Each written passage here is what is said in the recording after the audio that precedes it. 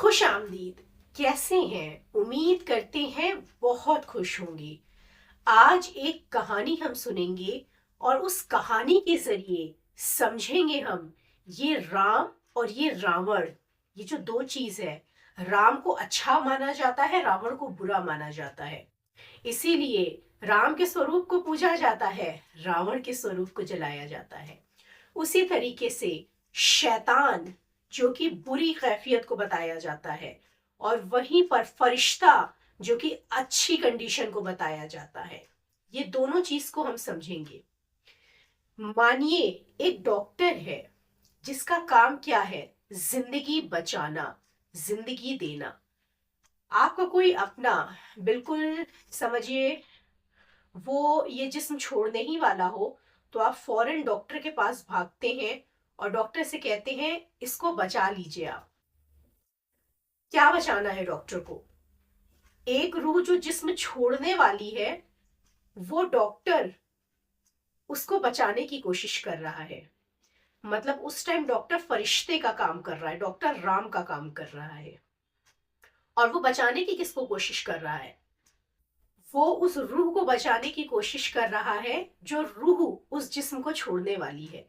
मतलब वो रूहानियत से भरी खिदमत कर रहा है, वो आत्मिक सेवा कर रहा है। ठीक है। मानिए वो पेशेंट जो है बच गया, उस डॉक्टर ने रूहानी खिदमत कर दी, उसने आत्मिक सेवा कर दी और वो पेशेंट को बचा लिया।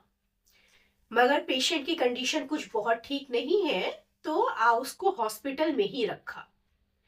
जब हॉस्पिटल में रखा तो वो डॉक्टर के दिमाग में कुछ गलत ख्यालात चल गए और उसने उस पेशेंट को हार्म कर दिया।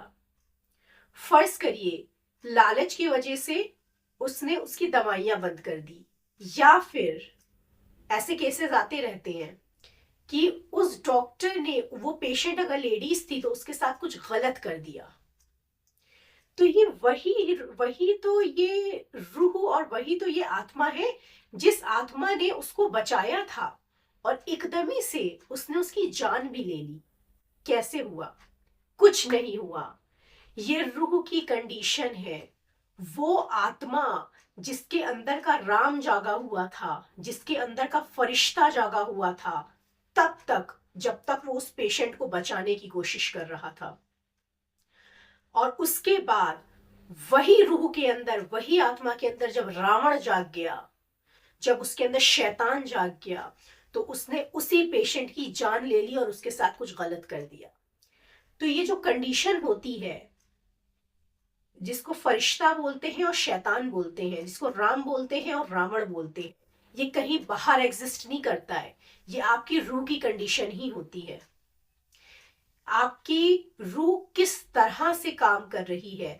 अगर वो अच्छे काम कर रही है तो वो कहते हैं राम के रास्ते पर है, वो फरिश्तों के रास्ते पर है। और जब वो गंदे काम करने लगती है तो वो रावण के रास्ते पर आ जाती है, वो शैतान के रास्ते पर आ जाती है। तो आपकी रूह जज करती है कि व्हाट काइंड ऑफ पर्सनैलिटी और what kind of soul you are. आप किस तरीके की आत्मा है आप। और ये चीज कोई बाहर एग्जिस्ट नहीं करती है। एक और एग्जाम्पल जो होती है, वो बच्चे को जन्म देती है। अभी रिसेंटली एक केस आया है जिसमें एक माँ ने, थोड़े दिन पहले की बात है, एक माँ ने अपने न्यू बॉर्न बेबी को जैसे ही वो पैदा हुआ तो उसको बाहर फेंक दिया। रियली बता रही हूँ, जब उस बच्चे की कंडीशन देखी ना, वो इतनी ठंड का टाइम था कि हम लोगों को ब्लैंकेट में भी ठंडा फील हो रहा था। और वो बच्चा बिल्कुल निर्वस्त्र, बिना कपड़ों के, रात भर वहां बाहर पड़ा रहा ठंडक में। ये वही माँ है ना जिसने जन्म दिया था, और ये वही माँ है जिसने फेंक दिया। ये माँ नहीं, ये आत्मा की बात है। वो आत्मा जब तक उसके अंदर का फरिश्ता जागा हुआ था, जब तक उसके अंदर का राम जागा हुआ था, जब तक उसके अंदर का देवी जागी हुई थी, तब तक वो जननी थी। मगर वही माँ, जब उसने उस बच्चे को बाहर फेंक दिया तो उसके अंदर का शैतान जाग गया था, उसके अंदर का रावण जाग गया था, उसके अंदर का, कहते नहीं, डेविल जाग गया था। तो ये सब रूह की कंडीशन होती है। हम लोग हर चीज बाहर देखते हैं कि फरिश्ते कहीं बाहर होते हैं, फरिश्ते कहीं ये होते नहीं, ये सब आपकी रूह की कंडीशन होती है। और किस कंडीशन पे आप अपनी रूह को रखते हैं उस पे डिपेंड करता है।